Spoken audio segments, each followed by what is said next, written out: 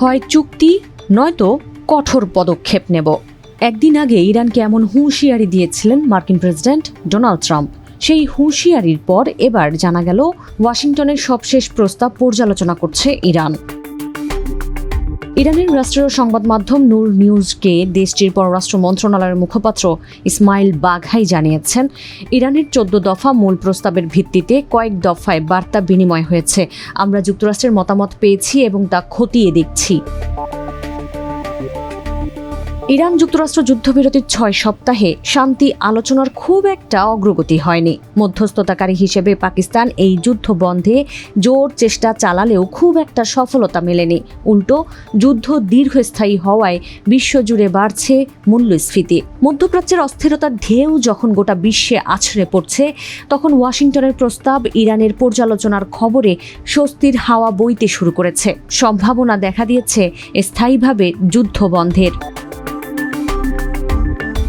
তবে কোনো কারণে যুক্তরাষ্ট্রের প্রস্তাবে ইরান রাজি না হলে কি হবে সেটা একদিন আগেই পরিষ্কার করেছেন ট্রাম্প। তিনি বলেন, বিশ্বাস করুন, আমরা সঠিক জবাব না পেলে খুব দ্রুত ব্যবস্থা নেওয়া হবে।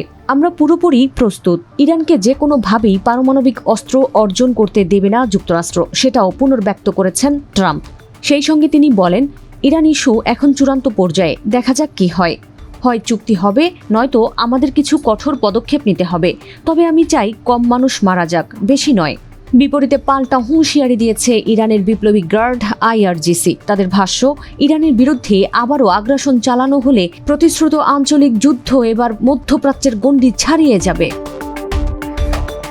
চলতি সপ্তাহে যুক্তরাষ্ট্রের কাছে ইরানের পাঠানো প্রস্তাবগুলো আগের দাবির পুনরাবৃত্তি বলে জানা গেছে, যেখানে হরমুজ প্রণালীর ওপর নিয়ন্ত্রণ, যুদ্ধের ক্ষতিপূরণ, নিষেধাজ্ঞা প্রত্যাহার, জব্দকৃত সম্পদ ফেরত এবং মার্কিন সেনা প্রত্যাহারের বিষয় রয়েছে, যার জবাব ইরানকে পাঠিয়েছে যুক্তরাষ্ট্র।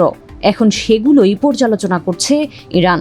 শেষ পর্যন্ত পর্যালোচনা শেষে তেহরান ওয়াশিংটনকে কি জবাব দেয় তাই এখন দেখার বিষয়, কেননা এর উপরে নির্ভর করছে এই যুদ্ধের ভবিষ্যৎ।